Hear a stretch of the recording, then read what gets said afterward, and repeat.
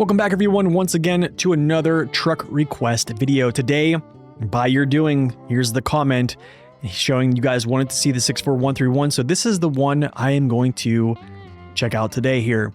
This series is basically a garage tour where I talk about how I utilize a vehicle, its strengths, its weaknesses, and then I basically give you information so you can take it as a viewer and then basically put it to work how you see fit. And then also I talk about later in the driving portion, my history on the vehicle, how my experience was when it first came out in the game in 2020, how I feel it stacks up with its current class in 2025, 2026, and also, is it going to still be viable at 2027 moving on, which in 2027, Q1 is when the year 5 pass is set to end. So there is a lot of SnowRunner to come. So anyways, moving forward here, the 64131 is a vehicle that I'm going to say a couple things off the rip here. It is very heavy. It's the heaviest vehicle in its class. So it's kind of like a double-edged sword because you have a little bit too much sink at once, and that gets you down to your frame and can stop forward movement. But then it also generates a ton of traction because of that fact. Another thing I do want to add is it is very stable. This truck has carried me in a lot of ways, and I'll talk about that a little later in the driving portion.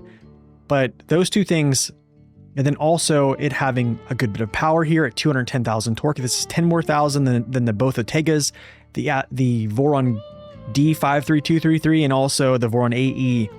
This engine is also shared with the Voron Grad, but the Voron Grad gets a better, more efficient engine after this as well, which I wish that they gave this one, the Voron Grad's 235 or 230 engine with the consumption that it has, because it's actually a lower consumption. But the Voron Grad doesn't have better consumption than this because of this right here, which is the advanced special gearbox. This is the reason why this truck has great fuel efficiency. Its engine itself, actually, the base consumption is not the greatest. If you don't know what I mean, all you have to do is just get into the 5319 with the off-road or even the high-range gearbox and just drive it, and you'll see the difference in consumption. Yes, this vehicle is much heavier than the 5319, but you'll see what I mean. The 5319 has a small fuel tank. This one has a large fuel tank, and the other one's rapid, and this one is not rapid because the advanced special gearbox itself is a slow gearbox. The special gearbox is a slow gearbox. Also, coupled with it being a small tire that it has at 47 inches, it's going to be very slow. It actually might be one of the slower vehicles in the game. So, which I deem it the king of turtle speed because, well, I think it's that good. But anyways, my bias is going to show here in the later portion of the video. But moving forward, it has very good consumption. So 3 things that we just talked about here. It has great weight, or has very heavy weight, I would say, that can be very beneficial or could be not beneficial in some areas. Also, its stability is fantastic. And then also it has good fuel consumption and good power. No race suspension, like I said, 47-inch tires, it's stuck with them. Like I said before just a minute ago, weight is like a double-edged sword. With these JAT tires or these OHS tires, these single narrow track tires right here, this is a way for you to generate a lot of traction and move through terrain pretty quick. This is all outlined in my mud running tips video. You can go see those. But if you feel you are sinking too much, the move would be to shift over to a JAT MHS tire. Not these down here. These are a single narrow mud tire. You want the single wides. Single wides give you more surface area. They'll stop you from sinking. To what degree, I don't know, but it helps. I'll say that. And it also will probably help you with a little bit of lateral stability just because you have more surface area down in the ground. But in general, I'm usually going to use a single narrow track tire and then just introduce the principles of off-roading, which in that video I just mentioned, the mud running tips. As long as you do those principles, it will help you guide you away from mud or help you to move through mud, because a lot of people say this thing just gets bogged down too much. And in my experience, it's really not that, to be honest. I do find in a lot of same areas that other vehicles that have better collision mesh, higher ground clearance, they get stuck in the similar parts. And technically, if you actually look at its ground clearance, I don't usually do this, but I do want to prove a point here. Its collision mesh is actually not that bad. for a base game vehicle. The 5319 is much better, and it also has bigger tires, but this one is actually pretty decent. So you are going to get kind of caught up there a little bit, but it's not as bad as I thought it was.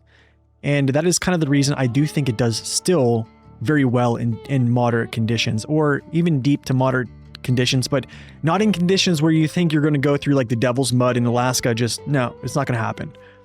Moving forward here, winches, pretty much standard. Spare wheels right behind the cab. Love this. It keeps it away from the driving surface. Tall snorkels for fording rivers and stuff like that. So you can do that as long as there's not huge boulders that it needs to crawl over, because that is something it doesn't do very well, is crawl over boulders. Yes, its collision mesh isn't that bad, allowing it a little bit of give for traversing over boulders. Also, the vehicle's frame flex is somewhat rigid, but it still flexes a little bit. You'll see its cab go back and forth independent of its frame, or wherever its crane is sitting, you'll see it move. So that's kind of indicative of its frame is actually flexing there. Suspension flex, I don't think is the greatest, but it actually has some flexation, which is still good. So it will handle rocks. I'm not going to say well, but it'll handle them better than you would think. I'll say that. All right, moving on here. It has a lot of add-ons for being such a short vehicle. Saber did do a solid by gifting this vehicle a lot of add-ons. I'll say that. And some of these add-ons you're seeing, they're like doubles and they're different colors. This is called an add-on called Colorable. You can go download it on the mod.io or even the mod browser in-game. Basically just makes your add-ons the same color of your primary or secondary colors, as you can see. So if you'd like to download that, please go do it. I think because of its stability, its traction, its power, it can do basically all these add-ons you need. Whatever you need to do with this thing, I'm pretty sure it will handle it very respectively. However, I'm going to say this straight up. Short frame, saddle low, and it does it very well. I've done this for a while. I was the guy who actually used to use this setup here, and I'll kind of show you. This was me back in the day, because as you can see, it went back to A+. I was the guy who never used a small crane, because anytime I seen a drop in power to weight, I immediately said no way. So this is literally how I used this truck for mostly the 800 hours of my playthrough. My first experience with this truck was sideboard bed and a hitch trailer. And that's kind of my experience until I decided to try something new out. And after I did, it just opened my eyes to it. And I was like, well, I'm never going back. And that's when I just decided to do saddle low. But in essence, I think this truck is one of the better saddle low vehicles in the game, if you actually ask me. But I think it's just because it has pretty good saddle placement. It's super efficient. If I wanted to use a vehicle that has, or that's going to go to a place there's a lot of heavy conditions, and I need a vehicle that has endurance to get there, the Azov 64131 is absolutely the truck I'm probably going to pick. In this portion, the next portion we're going to talk about here in the driving part, you're going to see this is a pull from Quebec where you'd basically take a load all the way around this mountain and up. And I've taken shortcuts with other vehicles. I have run out of gas basically with the Mercer, and the Mercer has actually good fuel consumption.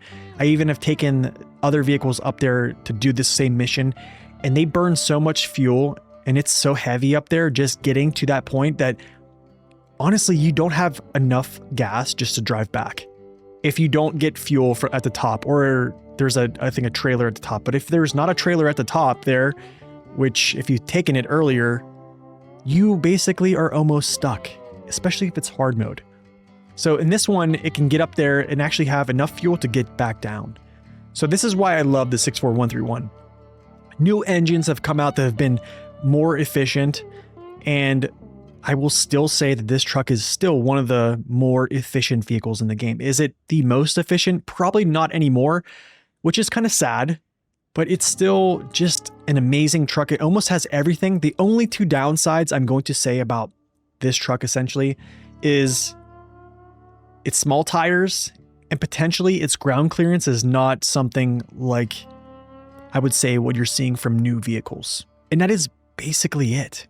Other than that, it does everything really well, and it kind of has carried me. So let's talk about this a little bit farther in the driving portion. In this part, I'm going to attempt to make this rather brief because I most likely could expand upon this and make it a little bit too long-winded for a short form video. The Azov, in short, is a truck that's fun to play, but not necessarily fun to watch as a viewer most likely. During my early experience in SnowRunner, I got caught up in the talking heads on YouTube with their videos influencing everyone to get this truck at level 2.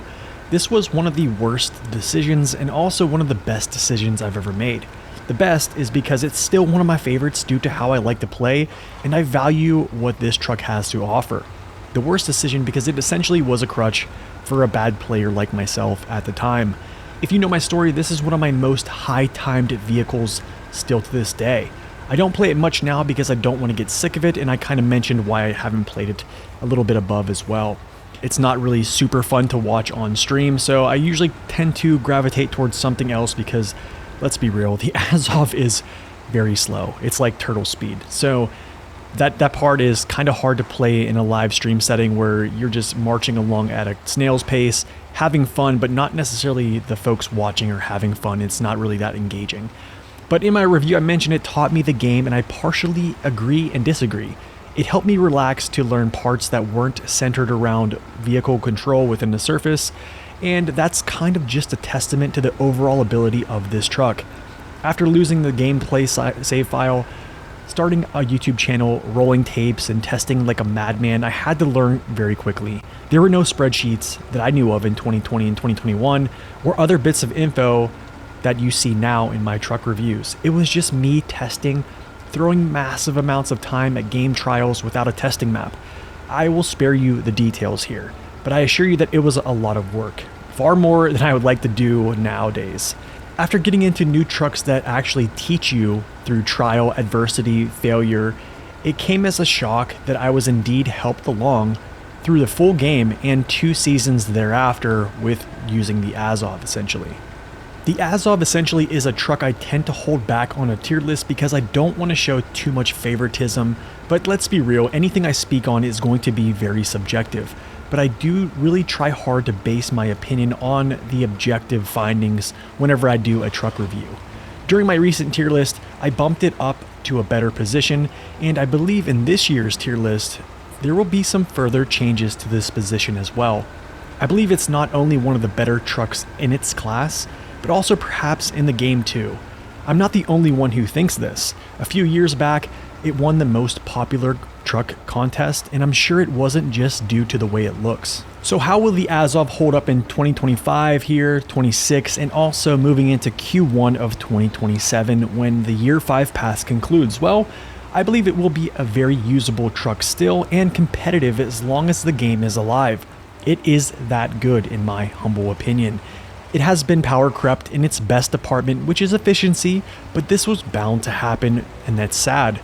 In this clip you're watching, the truck will happily march through some thick conditions with load while burning minimal amounts of fuel. This pool itself is very demanding, and not many vehicles can make it to the top to this location and be confident to drive back down, unless there's the Scout fuel trailer there which hasn't been moved. The Azov is truly the king of Tortoise speed, hauling cargo at lumbering paces through rough terrain while having uptime that keeps your mind at ease. It is literally the OG plug-and-play easy mode off-road truck. And that's pretty much all I have for you guys today. Hopefully I didn't rant there too long. Please comment in the section with the next base game truck you would like to see next. Upvote your favorite comment, hit the like button, and also the hype button as well. I hope you enjoyed the video and potentially learned a few things along the way as well. So until next time, y'all, God bless and stay upright.